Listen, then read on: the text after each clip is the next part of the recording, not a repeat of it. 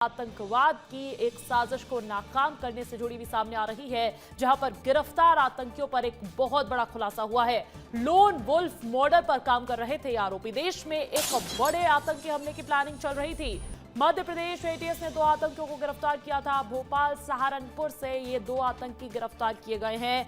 मध्य प्रदेश उत्तर प्रदेश से ये 2 आतंकी गिरफ्तार किए गए हैं। और एक बहुत बड़ी खबर आपको बता रहे हैं, पूछताछ में एक बहुत बड़ा खुलासा हुआ है। लोन वुल्फ मॉडल पर काम कर रहे थे ये आरोपी। देश में एक बड़े आतंकी हमले की प्लानिंग चल रही थी और ये अकेले ही किस तरीके से टारगेट किलिंग करे, इस पर भी फोकस नजर आ रहा था। इन लोगों के जो नापाक मंसूबे थे उन पर से पर्दाफाश होता हुआ नजर आ रहा है। गिरफ्तार आतंकियों पर एक बड़ा खुलासा हुआ है। लोन वुल्फ मॉडल पर काम कर रहे थे आरोपी और देश में एक बड़े आतंकी हमले की एक साजिश रची जा रही थी, जिस पर से पर्दाफाश हुआ है। वक्त रहते सतर्कता से इसे रोक दिया गया। मध्य प्रदेश एटीएस ने 2 आतंकियों को गिरफ्तार कर लिया है। आपको बता देते हैं, भोपाल और उत्तर प्रदेश के सहारनपुर से ये 2 आतंकी पकड़े गए थे और अब इनसे जो पूछताछ हो रही है वो ये बता रही है कि आखिर क्या साजिश थी इनके इस तरीके के टेरर कैंपेन को चलाने की। और ऐसे में रंजना मेरे साथ अधिक जानकारी देने के लिए लाइव जुड़ चुकी है। रंजना, एक बहुत बड़ी जानकारी निकलकर सामने आ रही है। ये जो लोन वुल्फ प्लानिंग की बात आई है, इससे क्या समझा जाए, किस तरीके से ये आतंकी साजिश रच रहे थे?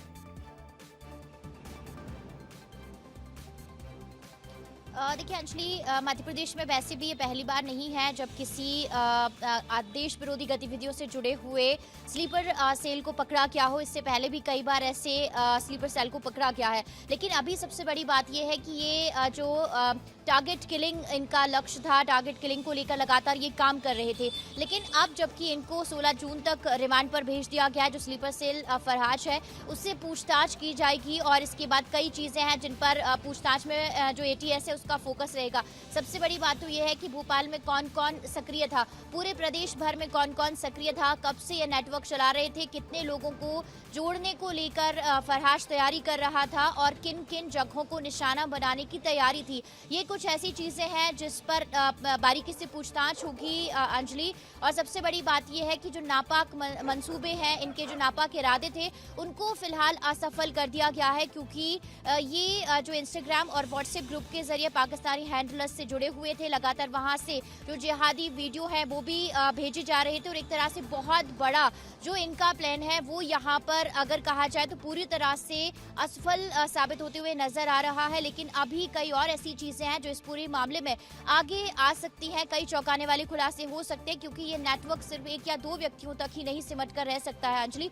कई और ऐसे इसमें चेन होगी जिसमें एक के बाद एक कई ऐसे लोगों को जोड़ने की लगातार तैयारी चल रही थी, क्योंकि इसने मार्शल आर्ट की ट्रेनिंग भी ली थी और अफगानिस्तान भी ट्रेनिंग के लिए जा रहा बने रहेगा मेरे साथ। एक और बड़ी अपडेट दर्शकों को सबसे पहले बता देते हैं। गिरफ्तार आतंकियों पर एक और बहुत बड़ा खुलासा हुआ है। पाकिस्तान से टारगेट किलिंग से मैसेजेस ले रहे थे ये आतंकी और ट्रेनिंग लेने के लिए अफगानिस्तान भी जाने वाला था। आतंकी फराक के भी एक बहुत बड़ा खुलासा हुआ है। मोहम्मद फराक को पुलिस ने भोपाल से गिरफ्तार किया था। 5 सालों से पाकिस्तानी हैंडलर के संपर्क में था यह फराक और पाकिस्तान में हथियारों की ट्रेनिंग की तैयारी भी थी। एक बड़ी अपडेट आपको बता रहे हैं। देखिए, 2 आतंकियों की गिरफ्तारी हुई है, लेकिन इनको लेकर बैक टू बैक अब बहुत सारी बातें और बड़ी बातें सामने आ रही है। एक तो किस मॉडल पर ये तैयारी कर रहे थे और दूसरा ये सिर्फ यहां रहकर तैयारी नहीं कर रहे थे बल्कि ये अफगानिस्तान भी जाने वाले थे। इसी बीच एक और बड़ी खबर आपको बता दें, सिर्फ मध्य प्रदेश के भोपाल से गिरफ्तारी नहीं हुई है, ऐसे ही एक आतंकी की गिरफ्तारी यूपी के सहारनपुर से भी हुई है और उस पर एक बहुत बड़ा खुलासा होता हुआ कि 6 साल से भोपाल के आतंकी से कनेक्शन था इसका भी और आतंकी नईम अब्दुल्ला बताया जा रहा है इसका नाम। एटीएस को आरोपी के घर से जिहादी दस्तावेज मिले और ऐसा सेम पैटर्न जो है न सिर्फ मध्य प्रदेश के भोपाल में देखा गया बल्कि उत्तर प्रदेश के सहारनपुर में भी देखा गया। आप सोचिए, 5 से 6 साल से इनका ये पूरा खेल चल रहा है और उजागर अब हुआ है। रंजना लगातार बनी हुई है। रंजना, बैक टू बैक जानकारियां निकलकर सामने आ रही है। सिर्फ हमें मोहम्मद फराक जो कि भोपाल से गिरफ्तार हुआ है उसकी बात नहीं करनी चाहिए, बल्कि ये जो नईम नाम का एक और शख्स सामने आ रहा है उत्तर प्रदेश के सहारनपुर से, ये भी 5 से 6 साल से इसी आतंकी नेटवर्क से जुड़ा हुआ था।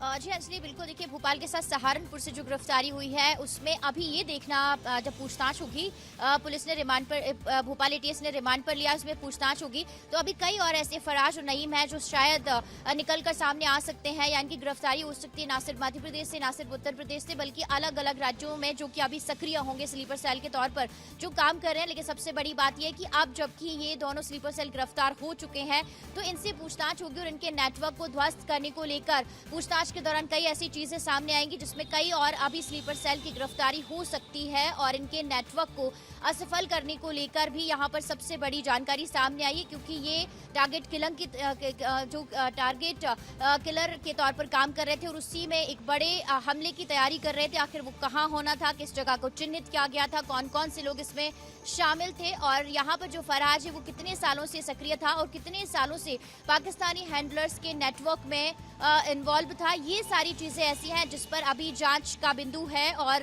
जांच पड़ताल की जा रही है, पूछताछ अभी की जा रही है, और इसके बाद ही बहुत सारी और ऐसी चीजें सामने आएंगी। पूछताछ की जा रही है और ये पता लगाया जा रहा है कि देश में रह के देशद्रोही वाला काम आखिर कौन कौन कर रहा है, कौन है इनके नेटवर्क में शामिल। रंजना, बहुत शुक्रिया तमाम जानकारी हम तक पहुंचाने के लिए। और देखिए, एटीएस इस पूरे कार्रवाई को लेकर बहुत सख्त है। अब जांच में क्या क्या सामने आया है आपको बता देते हैं विस्तार से। लोन वुल्फ हमले की तैयारी थी। लोन वुल्फ इस वर्ड का मतलब समझते हैं आप? अकेले ही कुछ करने की, कुछ भारी नुकसान पहुंचाने की तैयारी कर रहे थे, साजिश रच रहे थे। मोबाइल से कथित जिहादी पीडीएफ बरामद हुआ है, कई दस्तावेज बरामद हुए हैं। अफगानिस्तान जाने की तैयारी भी थी, यानी कि अभी अफगानिस्तान से और ट्रेनिंग लेनी बची थी इनकी। पाकिस्तान से आरोपी का कनेक्शन सामने आया है। कई ऐसे कनेक्शन सामने आए हैं जो इस बात पर इशारा कर रहे हैं कि ये सीधे पाकिस्तान के कनेक्शन में थे। मार्शल आर्ट्स की ट्रेनिंग ले रहा था ये तो आरोपी, और विदेशी चरमपंथी कंटेंट भी इनके पास से मिले हैं। आतंकी हैंडलर से ऑनलाइन संपर्क में था, और न सिर्फ 1 साल 2 साल बल्कि 5 से 6 साल के बीच इन आतंकियों का इस तरीके से गतिविधियों से जुड़ाव देखा गया है।